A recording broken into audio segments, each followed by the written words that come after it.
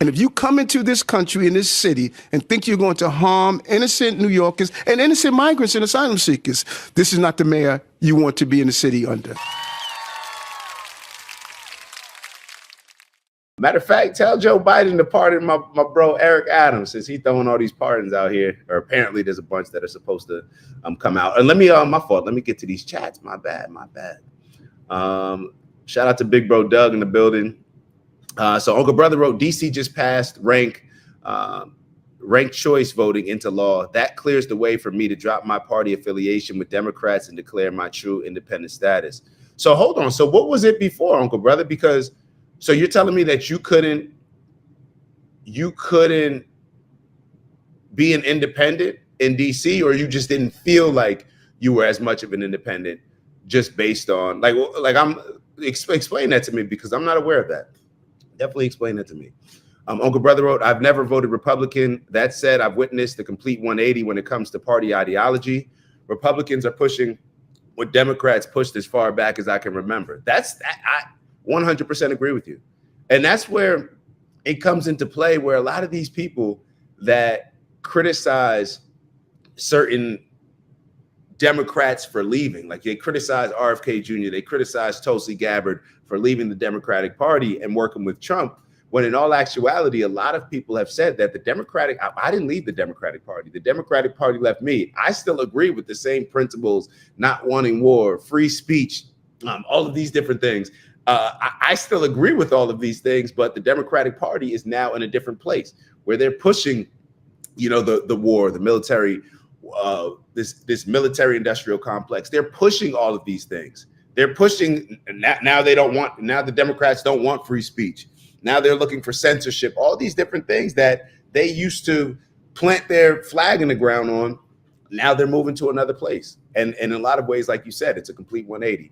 So let's listen to Mayor Eric Adams, get his thoughts, and go from there.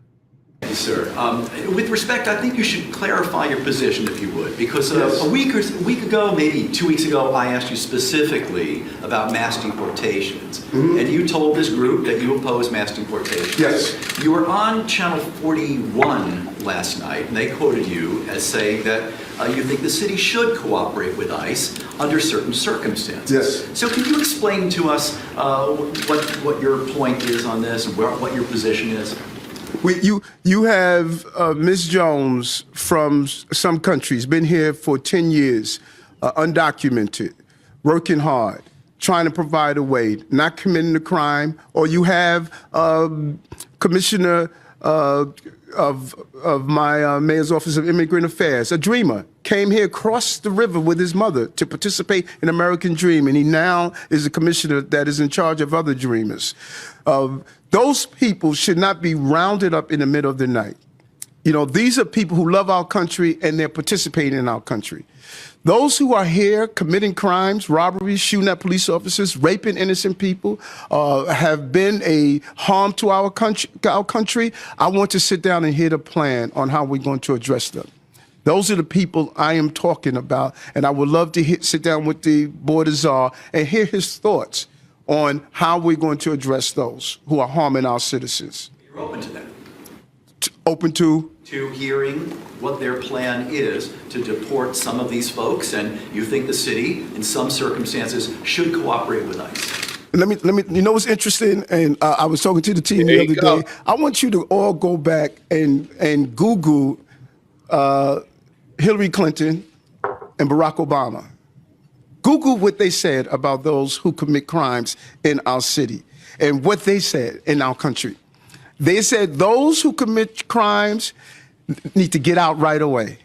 And this is the same thing that we're just talking about, that Uncle Brother was mentioning, where it's like a lot of these people, even when it was with the wall, think about it. We've shown videos on this platform where Nancy Pelosi, Barack Obama, and Joe Biden all were discussing the need to build a wall. They called it a fence as far as the Mexico-US border. Then when Donald Trump decided to run on building the wall, and that being one of the major foundational principles of his campaign, that's when everybody started to turn against it. That's when people started to say it's inhumane. You can't build a wall to keep people out. When Kamala Harris was jumping on saying, like, listen, building a wall ain't gonna keep nobody out. That's when all of the Democrats decided to flip on building some type of fence or wall when Donald Trump decided to run on it. It's the same thing with think back to the jab. We were just talking about the jab earlier. Think back, remember, initially that was a Donald Trump thing. Initially, Donald Trump was the one that was saying, hey, we're working on this jab. It's going to come out, soon. Hopefully it's going to really help. Boom, boom, boom. And a lot of Democrats were sitting here saying, like, I don't trust it. They created it too fast. I'm not putting that in my body. That was the Democratic position. But then the day after Kamala Harris and Joe Biden got in office, what happened? That's when the jab came out, and then it just flipped. And now all of a sudden the Democrats were pushing the jab. So there's just a lot of flip-flopping on both ways. And I think Charlamagne's going to make the point a little bit later on. He actually uses what's so wild. I feel like Charlamagne may be listening to the show, but I gotta hit him up about that. If he's going to use the talking points, then he got to at least show us some love. But he brought up the fact that everybody just looks at it like you're voting for your favorite football team. It's like you're voting for your favorite football team. It's not about you're leading with principles. You're leading with values. These are the principles that I stand on. These are the values that I want to live by. No, and then you're using those to guide you in a direction of who you're going to support based on that. We're leading with, I'm a Democrat. So therefore, what are the Democrats doing? What are we doing today? Or I'm a Republican. What are we doing today? And see, that's what the politicians have to do, because the Democratic politicians, they can't just wake up one day and say, well, actually, they don't necessarily have to change their affiliation.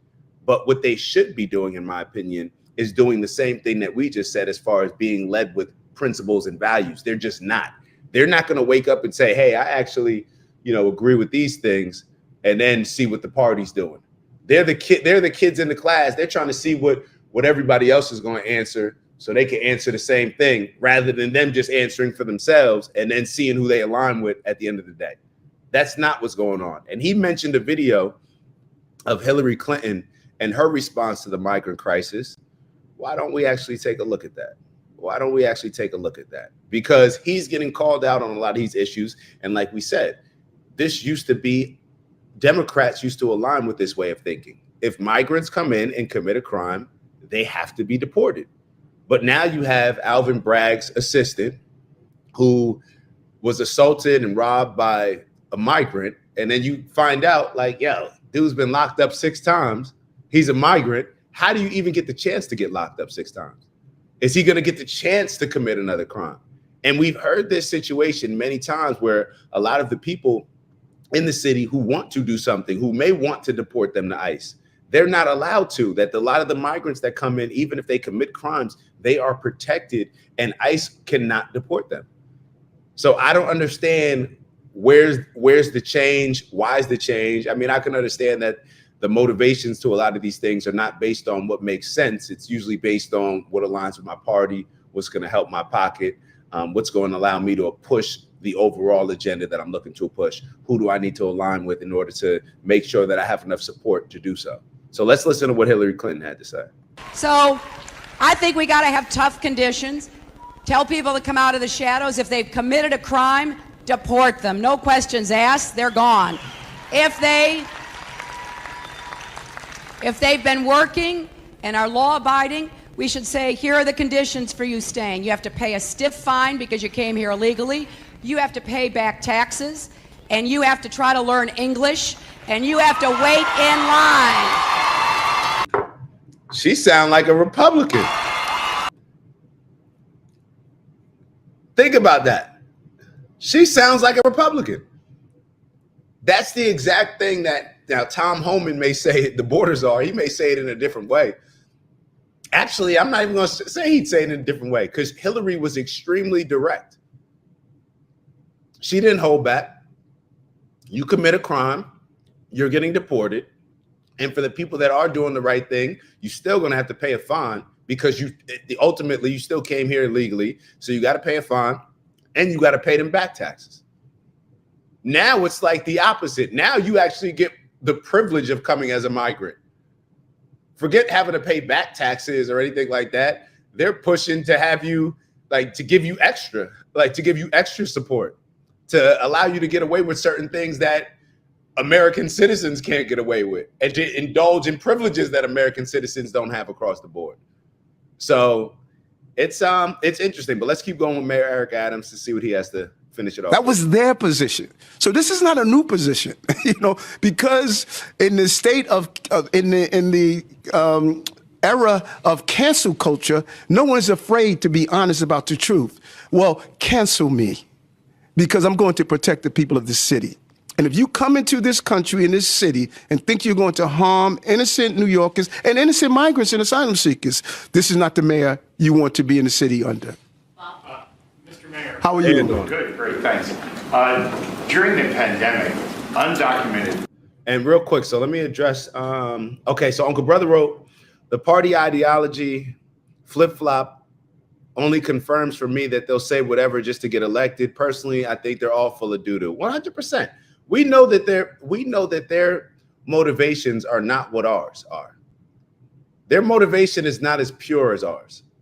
Ours is, look, we want things to be affordable. We want people to get along. And we want to be able to, I think people want to be proud of the country that they live in. I think that a lot of groups convince people why they shouldn't be proud and why they should focus on all the things that are not good, compared to all of the things that make America what it is, compared to a lot of these other countries. I do think that that's something that is focused on, but it's I don't know. It's a tough one. It's a tough one.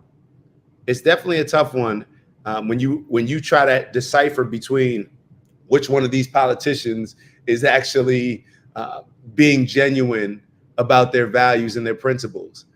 It's almost like we just have to stay on point. We can't just see a particular politician like we did with Barack Obama and just say, hey, he looks like a great guy. He seems honest. He seems nice. So therefore, we won't even pay attention to what he's actually doing while he's there.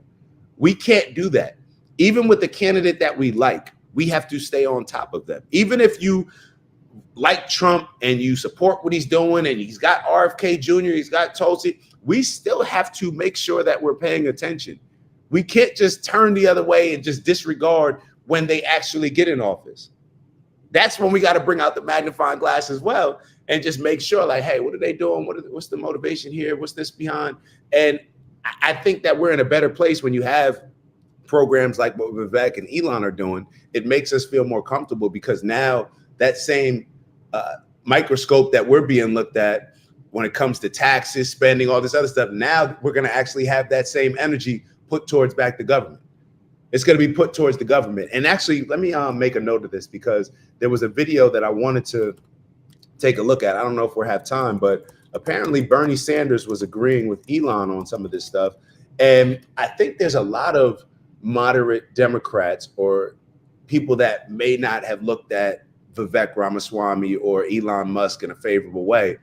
I think people are going to be very happy with the results of them going in, seeing some of the overspending that our government does, uncovering a lot of the stuff that our tax dollars are paying for that we do not think that it should be paying for, and that we're finessed into paying because we're not even aware of the fact that we are. So I do think that Elon and Vivek are going to be very important in that regard, and I do think that that's going to help. That's going to help Trump's case as well.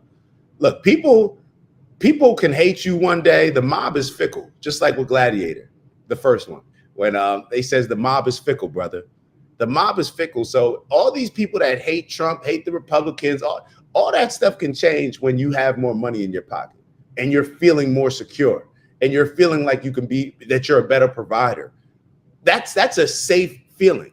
So when somebody makes you feel safe and makes you and inspires you or makes you feel like you can walk a little bit with your chest out, maybe because you're not scrambling as much or nervous when you're swiping your credit card or that debit card that it's going to overdraft or decline, I think that that's how Donald Trump is going to change a lot of, I don't know if it's going to be changing a lot of hearts, changing a lot of minds, but I think at the end of his term, I'm hoping, for the sake of everybody, I'm hoping that people will look up and say, we are in a much better place based on a lot of these things that were implemented by Trump and his party that we didn't necessarily know how much of a positive outcome it was going to be. So let's move on. Oh, wait, hold on. We still got a little bit of Mayor Eric Adams. So let me check, make sure that nobody wrote anything. All right, let me check these real quick. Queez. So Queez said, if politicians' bottom line is to make money, can we expect that they have our best interest in mind? That's a great question, Queez. And this is, so I may have shared a little bit of this before, but I had a family member that was running for senator and in New Jersey. And I talked to her and she was telling me how it's all just fundraising. All it is calling people and asking them for money. That's all. So when you ask people for money and your objective is to just raise money, then the people that you take money from, they own you.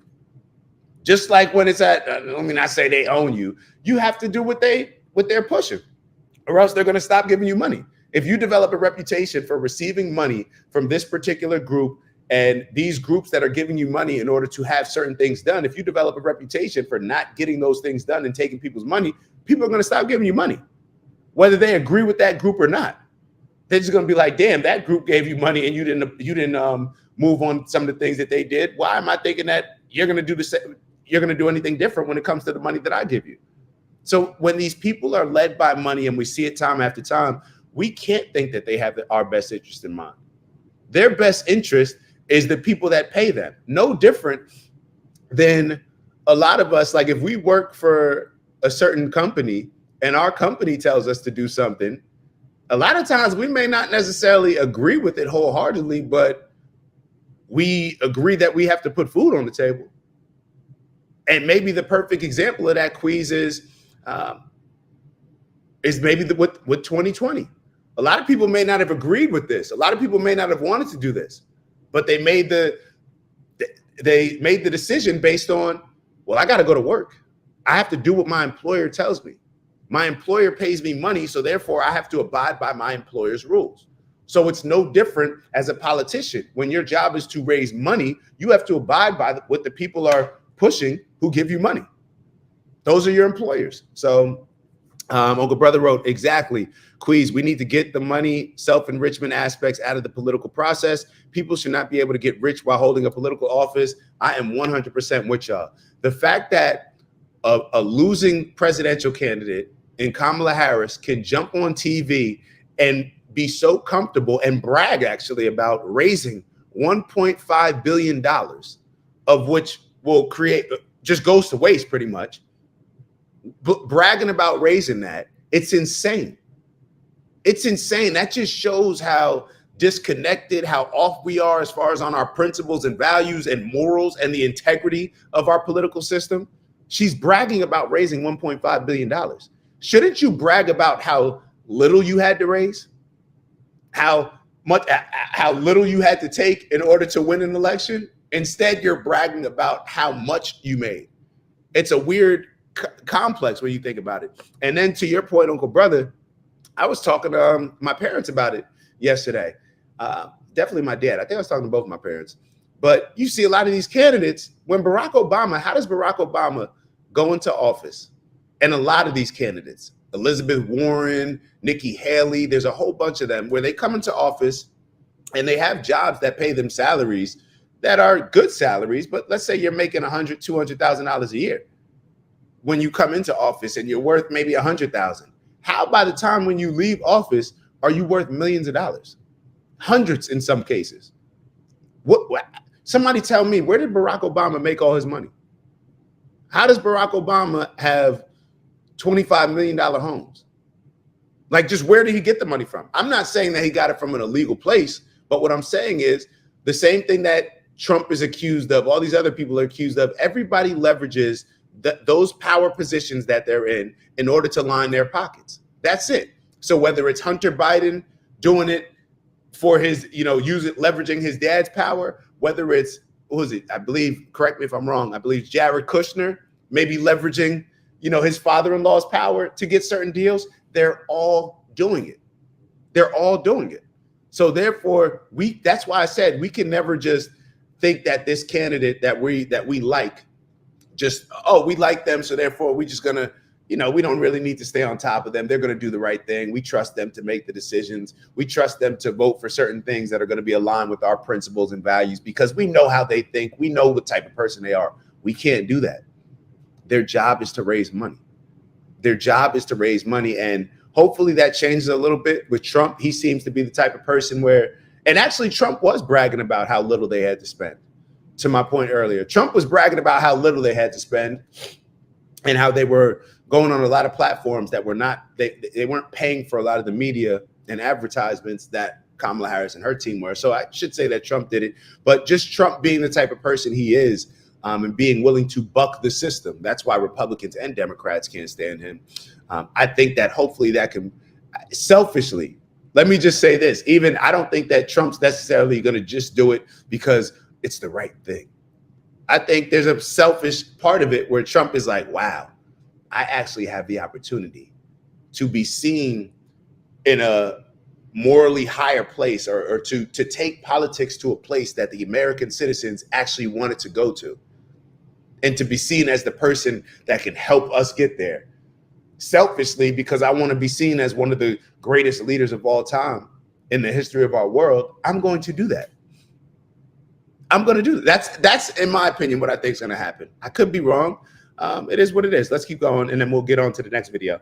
Workers or essential workers can step up in a major way. Yes. There's precedent. I think even my paternal grandmother was a nurse during the great influenza, came from Canada.